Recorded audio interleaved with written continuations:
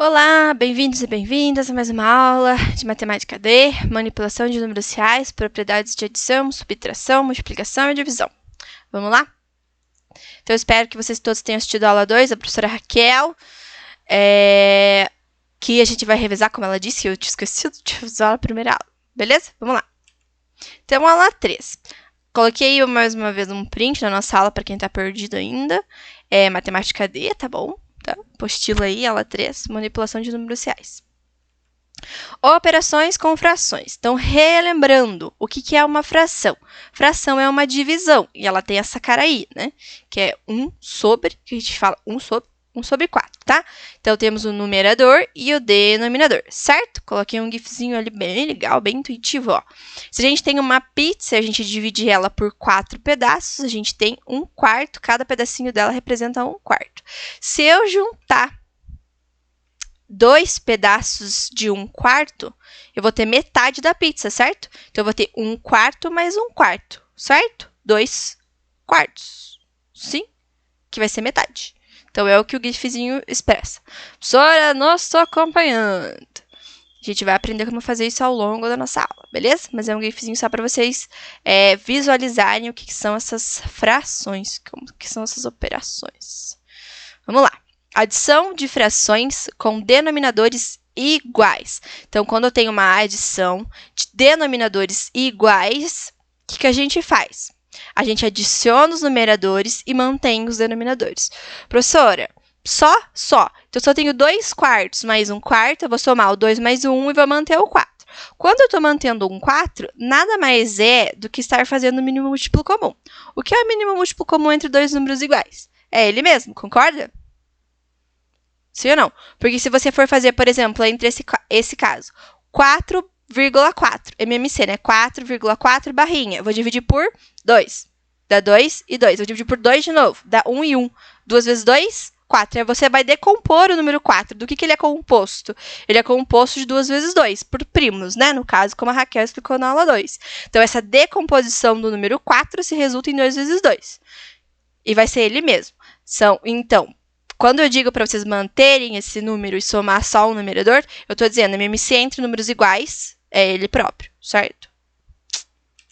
Subtração é a mesma coisa. Você vai subtrair os numeradores e manter o denominador. E se for um número menor, por exemplo, 1 menos 2, você vai ficar com uma fração negativa, menos 1/4, certo? Então, você vai só tomar cuidado com o sinalzinho, que é aquelas regras de sinais que a gente viu da primeira aula. Então, sempre agora cumulativo, né? Então, você vai usando o que você aprendeu na primeira aula, na segunda e na terceira, e vai indo até o fim da apostila. Minha Nossa Senhora, verdade. Adição de frações com denominadores diferentes. Então, a adição de denominadores diferentes. Então, para adicionar denominadores diferentes, você tem que fazer MMC. Não que você não faça quando você está somando com denominadores iguais. Como eu já falei, é o mesmo MMC, é o valor do número. Então, você vai fazer o MMC de denominadores diferentes. Olha só, 4/3 mais meio. Nesse caso, é muito fácil. Por quê? Porque 3 é primo e 2 também.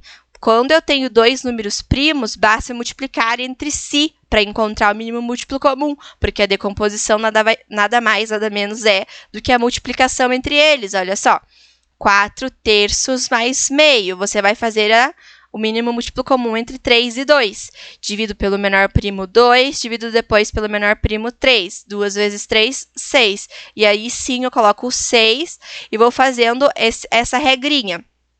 Como que faz essa regrinha? Tem gente que chama, tem vários nomes para isso, né? Mas eu chamo o dividir pelo de baixo e multiplicar pelo de cima. Então, você vai fazer 6 divididos por 3, certo? Vezes 4.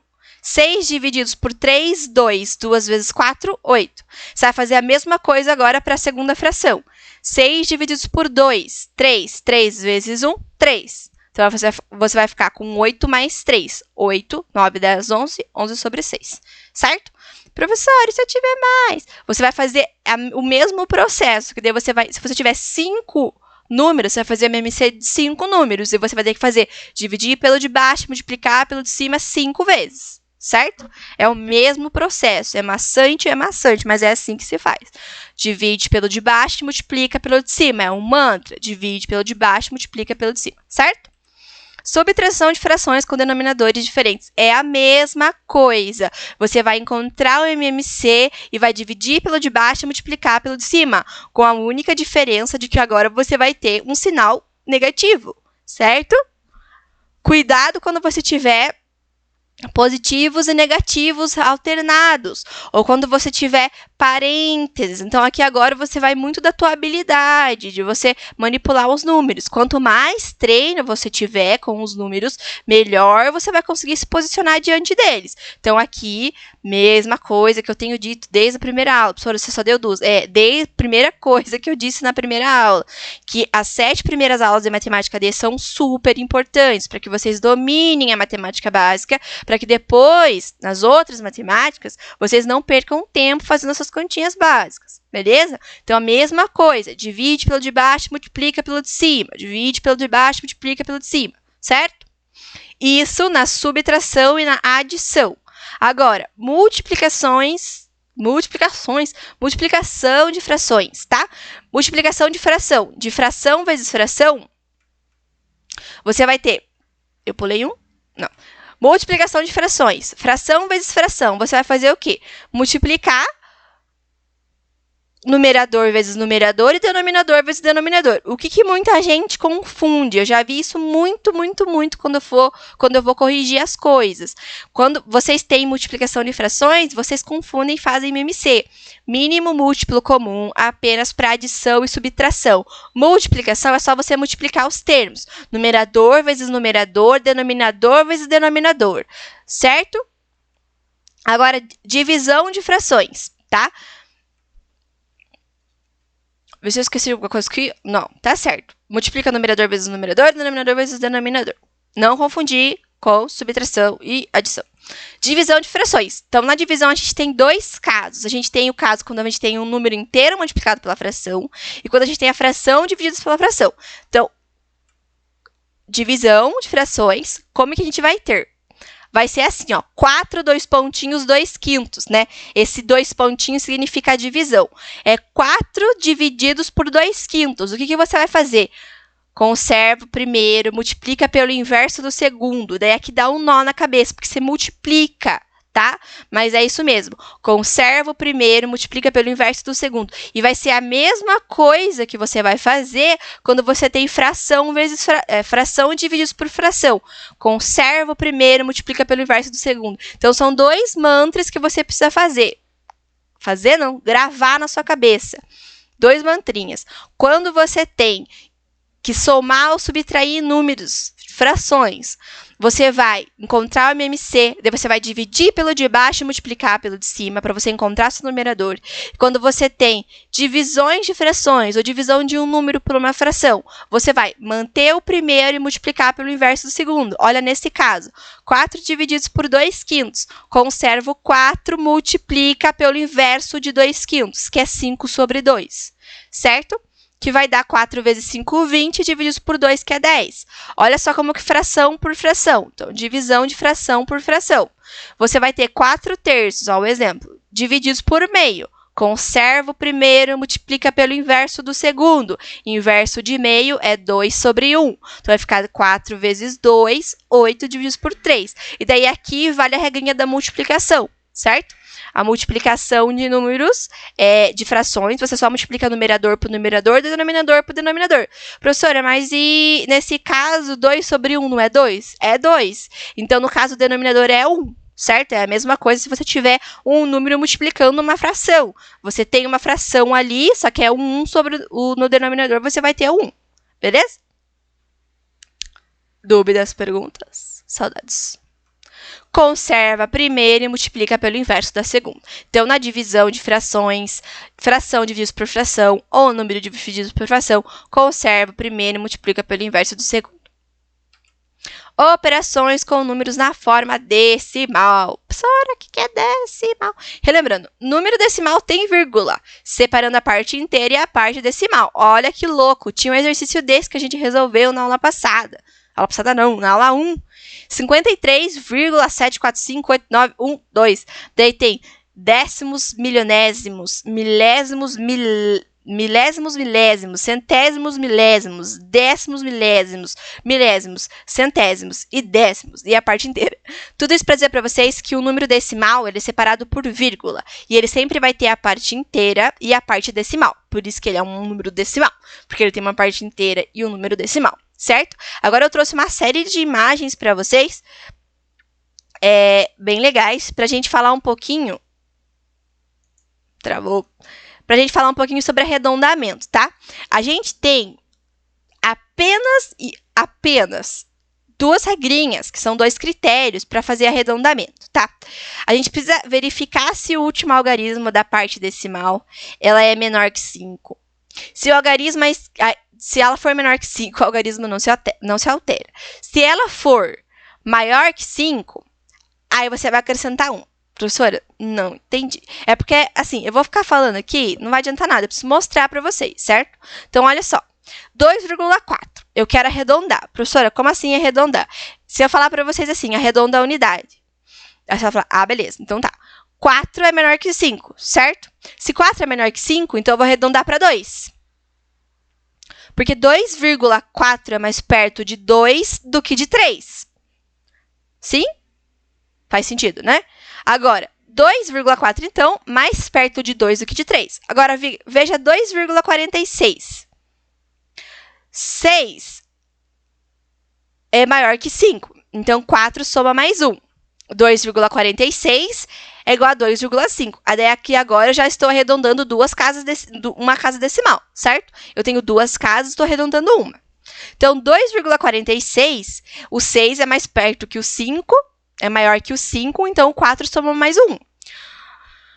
Professora, muito confuso. É só você perceber qual número está mais perto. Eu vou mostrar um GIF. Ai, ficou confuso. Não vai aparecer. Eu vou voltar, porque o GIF ficou falhado. É só você pensar naquela nossa reguinha que a gente tem, por exemplo, do número 0 ao 1, certo? A gente tem do número 0 ao 1 o intervalinho de 0,1, 0,2, 0,3, 0,4, 0,5, 0,6, 0,7, 0,8, 0,9, 1. Se eu estou arredondando uma casa decimal de 0 até 0,5, estou mais próximo de 0. Entre 0,5 e 0,9, eu estou mais perto de 1. Então, só para você pensar aonde você está mais perto. Se eu estou mais perto do de baixo, eu vou arredondar para o de baixo. Se eu estou mais perto do de cima, eu vou arredondar para o de cima. É igual ao exemplo daqui. 2,4, eu estou mais perto do 2 do que do 3. 2,46, eu estou mais perto do 2,5 do que do 2,4. Olha só. A gente chama, vou passar, isso de valor aproximado por defeito e por excesso. Arredondamento de unidades. Veja só.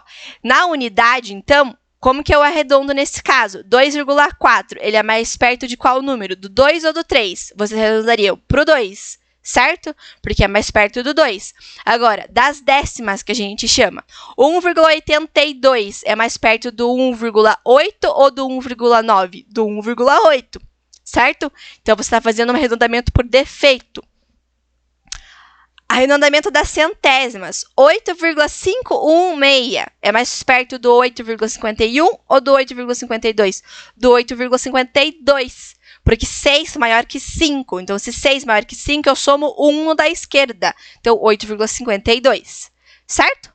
Então, é prática mesmo. Quando vocês entrarem na faculdade, vocês vão estudar isso em estatística, que a gente chama que toda vez que a gente faz um arredondamento, a gente está correndo um risco de cometer erros, certo? Então, esses erros depois vocês vão estudar, como que vocês vão fazer para mitigar os erros, como que vocês vão fazer para identificar os erros dentro de uma amostra estatística. A gente vai falar um pouco mais sobre isso nas aulas de estatística também, sobre erros, certo?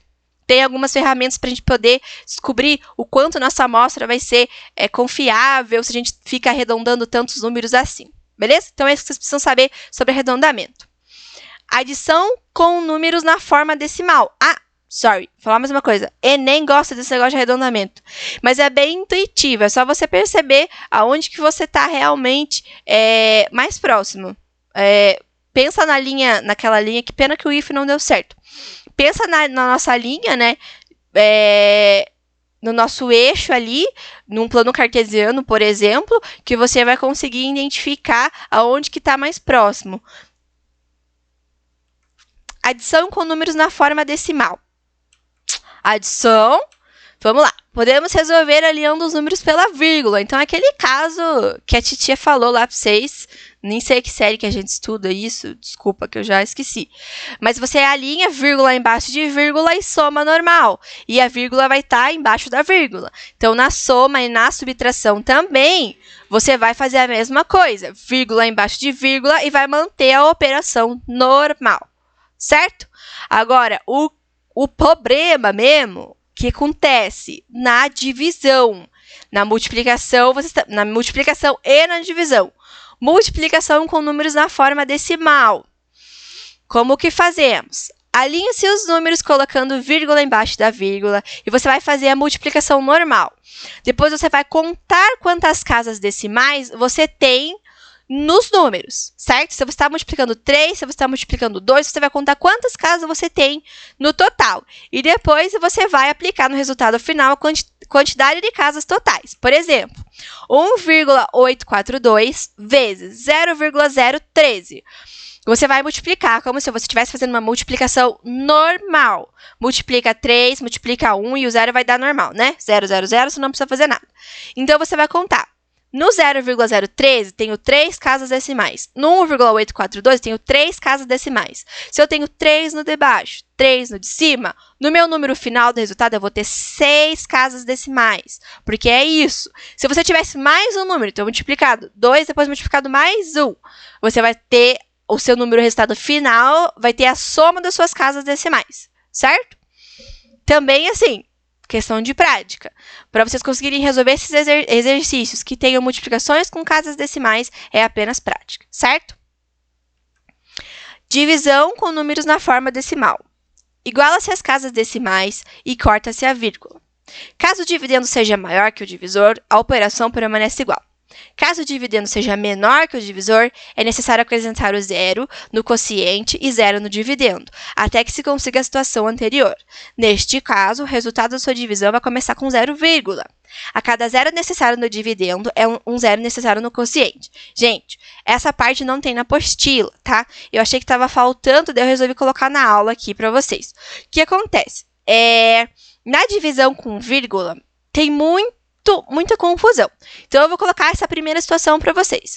14,7 dividido por 4,2. A primeira coisa é igualar o número de casas decimais. Então, eu tenho 2 casas decimais no meu 14,7. Então, no meu 4,2 eu tenho apenas uma. Então, eu vou acrescentar um 0. Acrescentei um 0, cortei as vírgulas, resolvi igual. Vou resolver normal, certo? Porque olha só, o dividendo é maior. Certo? Dividendo maior, consigo resolver igual. Agora, veja o caso do lado. 4,2 divididos por 14,7. Depois que eu igualo as minhas casas, eu fico com o meu dividendo menor que o divisor. Como é que eu vou dividir uma coisa que é menor por uma coisa maior? Não faz muito sentido. Por isso que o resultado, que o meu quociente da minha divisão, vai dar um número com 0, porque eu estou dividindo uma coisa pequena que é menor que o meu divisor. Então, vai ser um número resultado por 0, nesse caso, entendeu? Então, vamos voltar. Você vai igualar as casas decimais. Se o dividendo for maior que o divisor, segue o baile. Continua resolvendo normal. Agora, se o dividendo for menor que o divisor, você vai colocar 0, no quociente e um 0 no dividendo, até que você consiga um dividendo maior que o divisor. Daí, você vai resolver. A cada 0 acrescentado no quociente é um 0 colocado no dividendo, tá? Então, assim, tá com dúvida no que eu tô falando dividendo divisor? Volta na aula 1, acompanha o que eu falei sobre dividendo divisor, tá bom? E daí você vai resolver normal, daí, depois de colocar o 0, encontrar o dividendo maior que o divisor. Tranquilo? Adição, subtração, multiplicação e divisão com números decimais na forma de fração, que é a parte final da aula de vocês, tá?